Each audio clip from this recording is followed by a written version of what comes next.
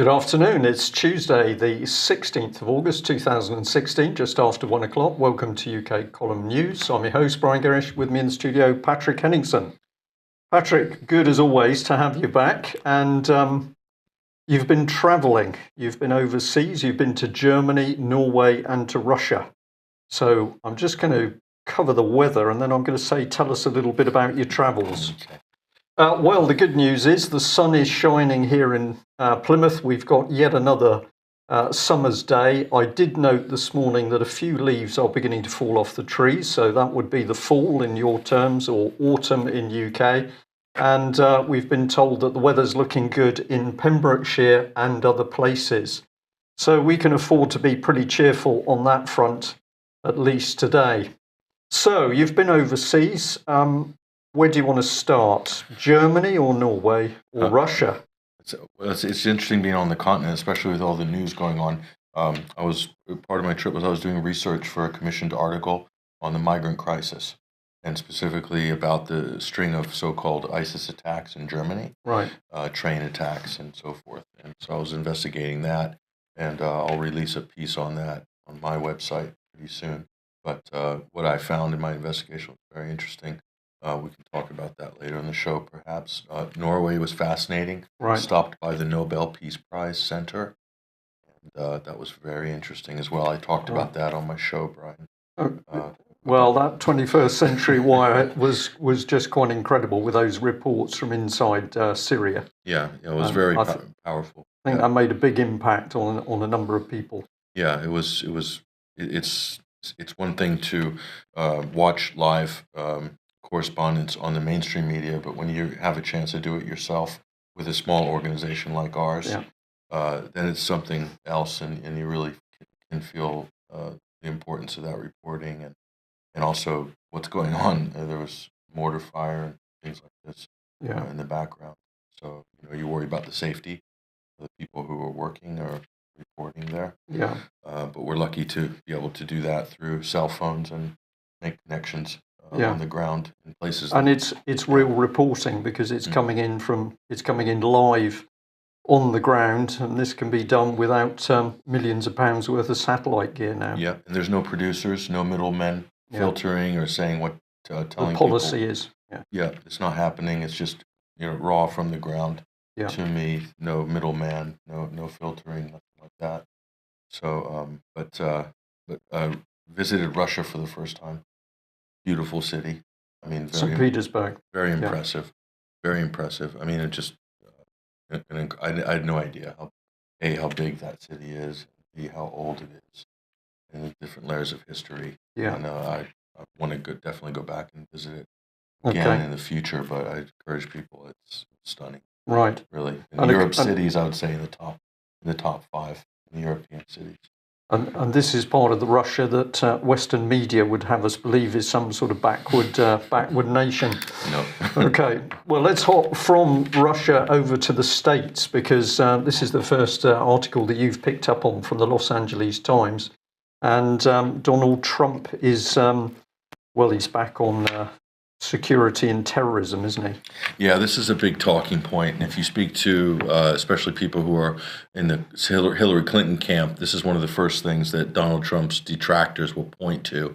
And again, we see a renewal of this kind of call for a Muslim ban, although he's sort of tweaked it now, recast it, as the headline says here, the LA Times. Donald Trump recast Muslim ban by calling for extreme vetting. What exactly is extreme vetting? No one seems to know. How long is a piece of string? The point with Donald Trump and all these crazy ideas that he keeps coming out with to get press media attention is that you can't have a ban on people of certain religions. A, because how do you do a religious test? You can't. B, it's illegal. It's constitutional. He would have to change the law in the United States. It's not going to happen. So how people are actually getting all bent out of shape about this, it shows you how people in the media are following rhetoric. And we're trained now. The public is, this is a perfect example, Brian. They're trained to follow the rhetoric and not the substance of it. So you can argue all you want about Donald Trump and this, how horrible this would be, but it's not going to happen in the United States, not under the current governmental legal system. Right. They would have to fundamentally change pass constitutional amendments, which is not going to happen with the Supreme Court that currently sits. Yeah. So why everyone's got their self in a twist over this is just shows you how kind of adolescent the media and the political process is becoming in America, which itself is that's more frightening than Donald Trump, in my opinion. Right. Now, what about Hillary? Because we got the two heads on that screen there. I noticed that Hillary's in blue, usually regarded by the Americans as the good guys. The blue forces are the good guys, and the reds are the reds, of course. But Hillary Clinton, I've been seeing some very interesting little YouTube clips suggesting that her health is not good at the moment. There's one showing her having some sort of spasm in front of reporters. There's another one where she has to be helped up or down podium steps. And then it's emerged that she's broken into quite intense coughing fits at several of the major talks. She looks pretty rough. Do you think there's any substance in this, in claims that she's in very bad physical health? I've seen a lot of reports going back to when she had the head injury, the concussion, allegedly during a plane flight. In December, then she went missing. This was 2 years ago. Right. Well, I think while she was Secretary of State, I think. So it's, ever since then, you've been seeing these sort of Hillary Clinton health scare reports. I personally don't see anything major right now to report on this. I see a lot of reports coming out of the sort of the usual sources from the other side. But if you're wishing that a health scare is going to derail the Clinton campaign, you'll be still holding your breath till after she gets inaugurated in January. The fact of the matter is, the one who's really looking worse for wear is Bill Clinton. And a lot of people have commented on this, not just Republicans and Trump supporters, but just generally. I've seen a lot of people who have no stake in the game saying Bill Clinton looks like he has aged like a lifetime in the last couple of years, and so there would be a big concern about his health. Is this stuff catching up on them from the past? I don't know, but it's a fast-paced lifestyle in politics in the U.S. Okay. Global globetrotting, and I don't want to get into Bill Clinton's proclivities, which are probably well known, at least in the alternative media. But certainly, it could be a case of the past catching up, as it sometimes does. Okay. Well, presumably he won't be having Obamacare to sort him out. And on that subject, we'll hop back to UK and The Guardian here, which is suggesting, I found this header quite incredible. Feet first, our NHS is limping towards privatisation, to which I say, no, it's not. It's being driven towards privatisation at the speed of light. So is Polly Toynbee, is she really up to date with what's going on, or is this spin? Well, go just flash up this Guardian article again. This is the problem with the Guardian in general. Is this very subtle spin is applied to just about every issue. Brian, how many times have you seen stories spun in this very subtle way? What she's trying to say is this: we're heading into a crisis. The point is, we listened to Radio 4, one of the major radio stations this morning, coming into work, Brian. And they're saying, the waiting times for basic routine surgeries, it's just too long, and the government's no longer finding the NHS regional centers for late waiting times because of budgetary worries, so they're going to let the waiting queues extend. What is this just setting up for paying for fast-track surgery? If you're worried and you've got enough fear factor, then you're going to pay, aren't you, to get yourself through the system. 150, 200 pounds, whatever they're going to charge. That's the beginning of privatization. But Brian, you've been saying this on this show for years. They have been nudging the NHS towards, in large parts of it are already privatized, Brian. Huge parts. And of course, the other thing is that the NHS still has its European office, because it felt it was so important to retain communications, this is their words, with the European supply market, that they had an NHS office, a major office set up there some years ago. So don't be surprised if you're going to see these talking points now flashing on radio and on print, on TV.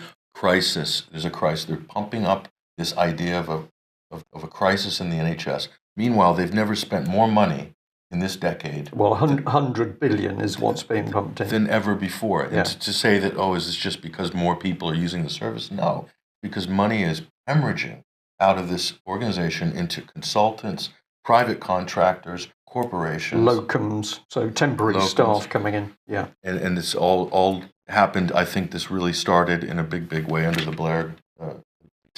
12 years of the Blair government. Well, on that theme, we'll just remind people, of course, that it is only the UK column that has been pointing out the penetration of common purpose into the NHS. And this fantastic article by Martin Edwards still stands because this has got the detail on how common purpose was put into the grain of the NHS.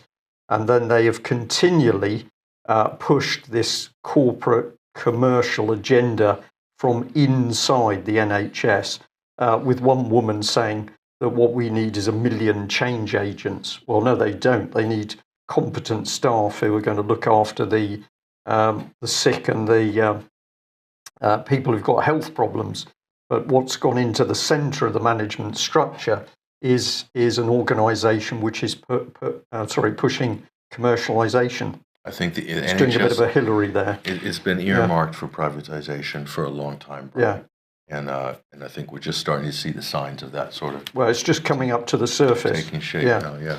Well, if we're worried about the NHS, we shouldn't be worried about Britain because apparently we're in the safe hands of Boris Johnson, you've discovered. Well, this is a great feel-good story here. Theresa May is off on holiday. I'm not sure where she's gone, but I'm sure it's a nice sunny place. And Boris Johnson, so here's another headline in The Guardian, and again, I'm worried about The Guardian, Brian, this is a non-story. Boris Johnson on standby to lead the country while May is on holiday. Are we expecting, is there a crisis that's going to break out at the end of August here? And then we've got a picture of Boris, and quite frankly, he doesn't inspire a lot of confidence, Brian, No. especially with some of the things he's said. Well, he's only on standby to lead. They're not actually, to be fair to The Guardian, they're not actually saying he's capable of leading. He's only on standby. But really, The Guardian, Brian, to be critical of The Guardian, they should be more critical of these ministers, of people like Boris Johnson. What are his credentials to lead the country? Well, he hasn't. That's what they should be asking. But you'd be hard-pressed to find a writer at any of these newspapers that's really going to take the government to task. This is kind of new celebrity journalism with politics that's come in. Yeah. They're more concerned about what fashion they're wearing or what their hairstyle's like. Well, we're commenting on Boris's hair, but that's another story. But there's little challenge coming from the media these days. They're short. That's my opinion. They're short. Anyway. They're past it. Mainstream media is past it because they either just don't report or they don't understand what they should be reporting. So let's remind ourselves of what the Prime Minister is really about. And I think this is key because it's Theresa May that has installed this phenomenal state spying system inside UK. She is the woman who set it up. She now moves up in the post of Prime Minister so she can start to enact this thing. So the inset there is a number of organisations which include Met Police Security Services, and some very interesting databases which are connecting local authority information. Cameron, of course, was calling for more state spying power. So this was a historical call when Theresa May was Home Secretary. She set up the Prevent. So if we've got Trump talking about more extreme measures to counter these so-called terrorists, Theresa May went into the heart of the country with Prevent, which police are themselves saying is helping to create unrest and semi-terrorist thoughts. Then we've got GCHQ doing a little deal with your guys in America, if I may say so. And what are we doing? Selling data to the highest bidder. Well, that's all pretty mucky stuff. And then it gets even more complicated because we've got Francis Maud and Letwin previously in the Cabinet Office, who were doing deals with Israeli intelligence services, bringing them into partnership with GCHQ and British intelligence services themselves. So this is just an incredible network. And for anybody to now be looking at UK and saying we're still a democracy, this is a joke. And what is this? This is actually the big society that Cameron's talked about. Yeah. We're only a small nation state, Patrick. When we think of the population of America and the amount of land people are spreading. UK, we are packed in now. And the effect of this type of spying, I would suggest, is 10, 100 times worse in UK than it would be in America. If you look at the per capita spending in a country like Britain on things like surveillance, spying, and the pretext for this, of course, is terrorism. For basically everything. This is the only reason they ever give for any program or any new sort of budget item that's coming in, or any new thing like Prevent Strategy or the Channel Project, which was the predecessor of that with the Metropolitan Police. But it's always terrorism, terrorism, terrorism. The amount of money, the amount of resources, Brian. So you have all these other departments around the country, the NHS, and they're all in education. We're scrounging for pennies. Children don't have enough paper. They don't have the right computers. They're not being prepared for the next generation of technology. And yet, if you say it's for terrorism, if you say it has to do with clamping down on terror, the money just appears out of thin air. Yeah. And they sign it right off. So this is what we've got. And of course, it's not going to be used to stop terrorism, Brian. Eventually, any state that erects this sort of apparatus will turn it on its own population. Yeah, absolutely. And members of government will turn it on the opposition, and they'll be all spying on each other, and everyone's in one office looking at the other person in the other office, tapping public officials' telephone calls. Fear and suspicion. And This is what happened with the NSA in America. You can, if you're in power, direct the NSA to tap the phone of your opposition. Yeah.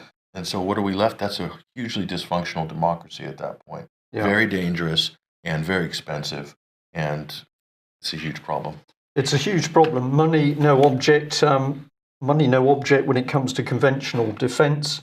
So let's bring in Russia, because, of course, the Russians have been accused of being backward nation. They are the nation that spies on its own citizens. Well, we've just learned something about ourselves. But there's some big shocks to do with American perception now of Russian military equipment. Yeah, and you go to any of these defense shows right now, and some of the big buyers are normally Arab countries. They're very interested in what Russia's got in their wares. So this is the new Tu-22M3 backfire bomber. They're basing this in Iran. Yep. So to do strikes on ISIS in Syria. So Russia's got incredible operability now on mainland Syria, Iran, Caspian Sea. Incredible. And like their fighter jet, which was just unveiled, the latest version of the T-50, Sukhoi T-50 stealth fighter, outperforming everything. Yeah. So this NATO does not have military superiority based on the equipment that we have on the NATO side. Yeah. And so what's going on? What's Russia's annual defense budget? 90 billion. It's a fraction of the US. 90 billion, and the US spends 600. That's just not including the black budget projects. 600 billion. Yeah. And how can Russia produce a fighter and a backfire bomber that outperforms, and cruise missiles that outperform what the UK, what the US have? How's that possible? My quick answer to how is because they have a defense specification. They've then got a procurement system which is professional and does its job, and they carry on and work through the project. Where in the West we've got utter chaos in defence procurement, to the extent that now in Britain we can't even build a fleet of ships that work in warm water. We have corporations bleeding the national budgets, contractors bleeding national budgets with boondoggle projects, fighter jets that they promised going to go to Mars and come back, and they're not living up to their billing, basically. F-35, perfect example. Total cost by the end of the day will be around $1 trillion by the time the first round of that rolls out off the assembly line. So over these years. Yeah. Trillion dollars. So some shocks here, and yet we're told that we need all of this spying, we need GCHQ, we need all of our spying capability to tell us what these people, the Russians, are up to, but we don't seem to be able to do that. Or what ISIS is up to. Or, well, we're to believe they can tell us who's riding a motorbike in the middle of Syria, but they can't quite work out what Russia's doing with its defence budget. This is nonsense. Very interesting article here that was passed through to us. This is from shtfplan.com. What I like about this article is it's got source material in it, but it's basically saying that Russia's unveiled a secretive new technology that could give it the upper edge in clandestine operations and electronic warfare. Electronic warfare is the key, and this article links through to this one from The Independent, where we've got Lieutenant General Ben Hodges, the commander of the US Army in Europe. He's described Russian advances in electronic warfare in Syria and Ukraine, a field in which they were typically supposed to be backward. I find that an interesting comment, but he says, well, now their performance is eye-watering.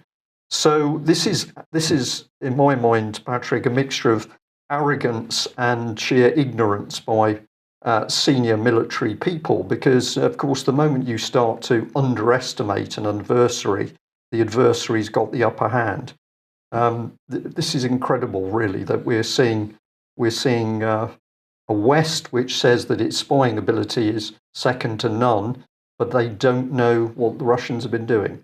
It's not only that, the minute you start intimidating your adversary unnecessarily, you're only motivating your adversary to come up with solutions to better their other side, which is in this case would be NATO. Yeah. But this is only begins here, Brian.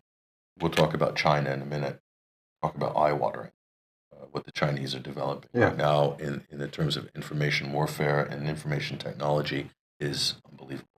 Yeah. Right. Okay. Well, let's have a change of subject to the church. And what's the relevance of this? Well, a number of people have been challenging the Church of England for simple non-performance in a range of areas. And this is becoming of interest. We can actually contrast it with President Putin at the moment, who in general seems to be standing up for the church in Russia. But what's been happening here in UK, and in particular with regard to Archbishop Welby of the Church of England. And I'll just read you a little piece of this email. It says, Archbishop, it's becoming clear an unworthy element has placed itself in British society to purposely harm our children and our Christian morals. In addition to the major networks of the sex abuse of children within our establishment, there are people who partake in satanic rituals, abusing adults and children as a matter of course in these rituals.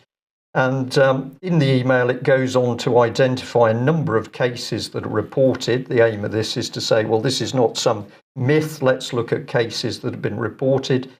So it's talking about Telford, it's talking about Liverpool, it's talking about Swansea, and it's talking about Truro in Cornwall.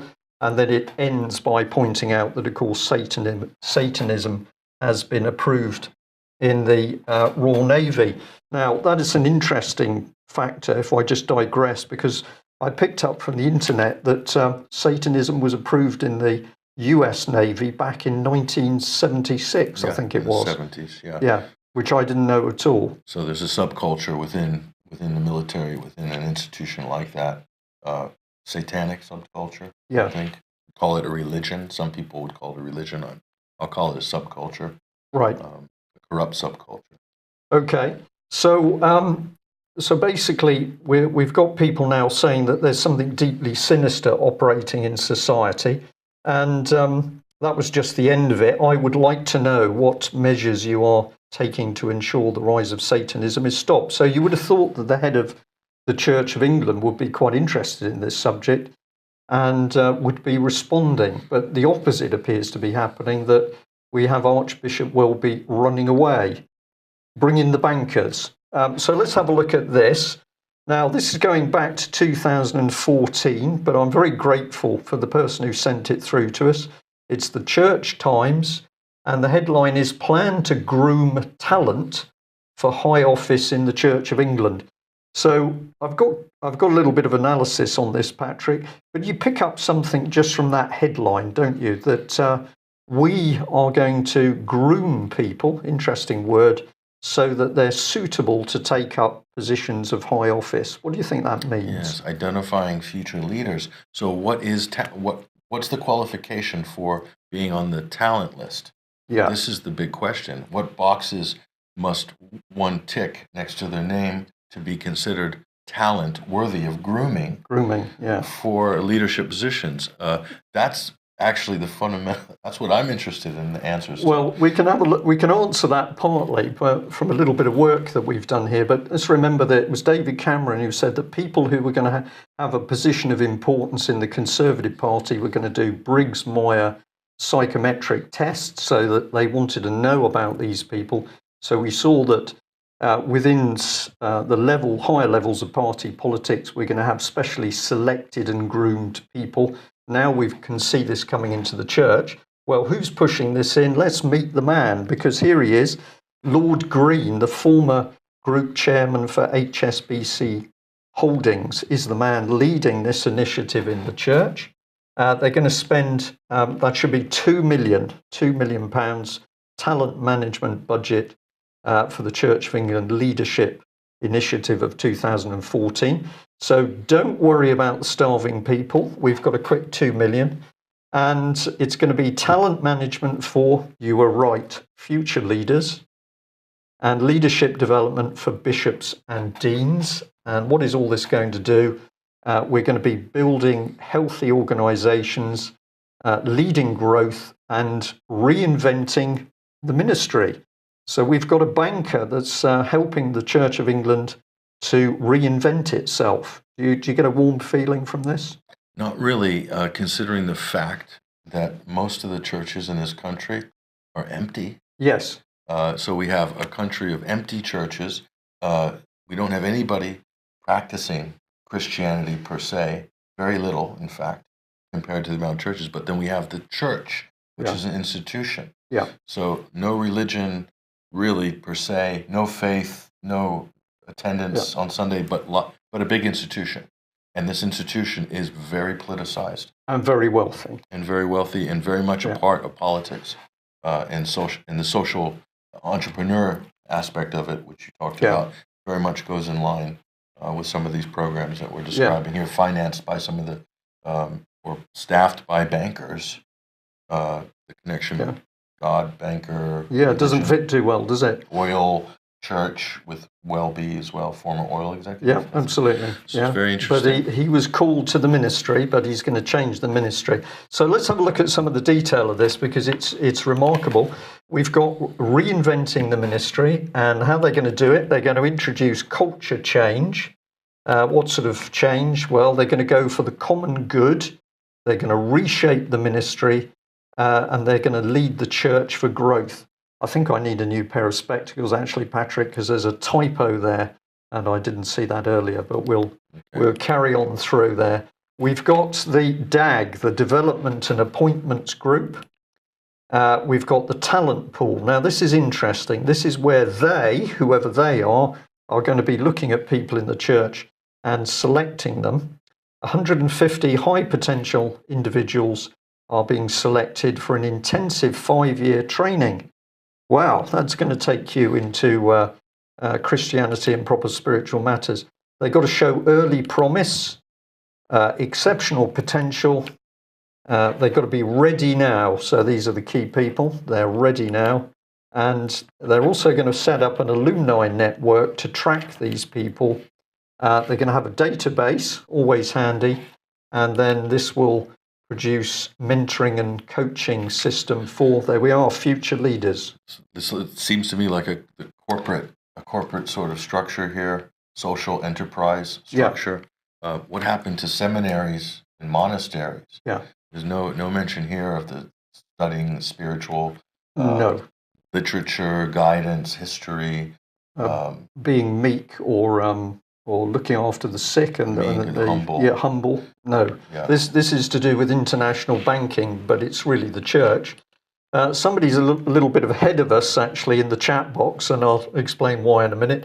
But let's just remind ourselves that the Archbishop is very good at hobnobbing with bankers, whether it's Lord Green, or we've had reports here from the Ecumenical News where he was having a little social event with Mr. Carney from the Bank of England and The lovely Christina Lagarde. yeah, Christina Lagarde. I believe that she's charged with some sort of fraud thing at the moment. Yeah, I can't imagine that the Archbishop knew that at the time he was sat next to her. She's not difficult to miss with that orange skin tone. Yeah.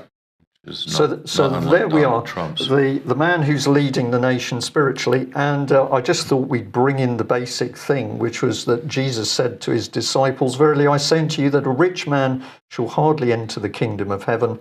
And again I say unto you, it's easier for a camel to pass through the eye of a needle than for a rich man to enter the kingdom of God."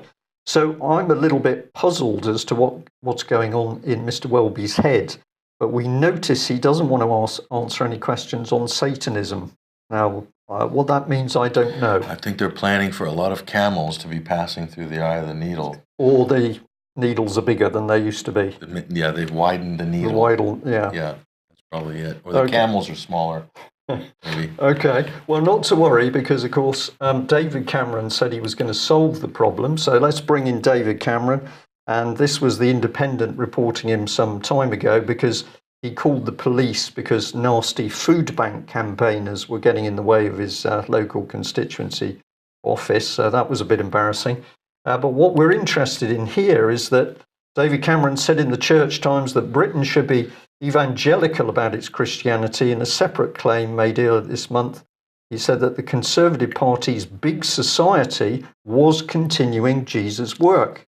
Now, this is remarkable, isn't it, that we've got basically Welby now working with the bankers to change the church. That'll be into big society.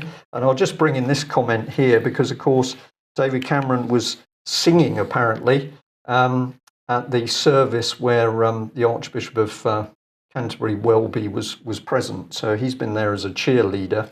But let's just make sure people realise what's going on here. That David Cameron's big society is the work of Jesus. I'm not comfortable about this at all, but just bring in the other aspect. So let's, here they are, here's the bankers with the head of the Church of England. And of course, somebody started to mention Tony Blair. So we better bring in Sandy Miller, Holy Trinity Brompton, Nicky Gumbel, and that leads us through to the Alpha Course. The Alpha Course, Common Purpose for Churches, and here's the Tony Blair Faith Foundation in the middle of it. And of course, he's another Christian. He's done great Christian works right away across the world. And we shouldn't forget this little organisation buried in the background, because I think this is another key part of big society. And what are they doing? They're transforming government and structures. So no problems at all there. No, not at all. Well, there is one problem because the church recently covered up the exposure of this story. Teresa Cooper, who with other ladies was abused as a young girl within the church care system. It was reported in the Mail. The church for years refused to acknowledge the abuse. Pretty appalling. And then they announced, when did they announce it? Oh, they announced that their guilt when we had the Hebdo shootings. Conveniently buried under a mountain of headlines there. Yeah. And of course, we've got the business that social services refuse to cooperate. Now, we've seen this sort of stuff in the States as well, Patrick, haven't we? That fingers have been pointed, particularly at the Catholic Church, but also at the US government, saying that child abuse is covered up. Why do you think this happens? Well, in terms of the Catholic Church, this is well documented. And in America, the big worry is liability and lawsuits and the amount of money that would have to be paid out if this went to trial, and also the tax-exempt status of churches. There's institutions like churches are all under fire, are all under pressure, and the government, there's a very strange relationship between government and religious bodies in the United States. A lot of it has to do with money. Right. So that's a big motivator as to what happens and what doesn't happen. Well, okay, let's just bring in this lady, the Home Secretary, Amber Rudd, because we're saying that there's still no proper response from her on the subject of the Metropolitan Police officer that blew the whistle on the cover-up of abuse, child abuse by the British government, by senior police, by social workers, by local authorities, and by some of the major charities that claim they're there to help children. This is your angle. These people very frightened. So what they did ask us is what time the policing minister, Mr. Penning, was mentioned in the audio, and they weren't interested in the little girl who was dead in the gutter. So this is the quality of Britain's new Home Secretary. But this takes the biscuit. Now, I've decided not to give the name of the press officer that I'm corresponding with, because I'm going to say I believe the individual's been quite fair with me at the moment. What I think is happening is that the poor old media team are being given the dirty job by officials in the Home Secretary, in the Home Office. But this was an email saying that the Home Office can't access the audio file. So they've said that they can't seem to get it to work if they go to the website. And I said, no problem, I'll give you a copy of the audio. So I sent that over, and now they're saying that they can't actually open that audio file, and they want a transcript. So I think this is delaying tactics at the moment, do you think? I'm not sure, but many other thousands of people have already listened to this recording. But the Home Office, I think the Home Office employs about 15,000 people. I think that's the correct figure. But I'm not sure what's going on here. But they can't open a file. But you're being asked to perform a task, basically, is to generate a transcript of a fairly lengthy interview. And that will take you hours to do, unless you're a very somebody fast very typer. Kindly has done it for us. And fast typer. I understand that's already gone to the Home Office. But I'll read this very quickly. I did send them a reply, and I think it's appropriate to read this out. So, dear Mr. X, I have received your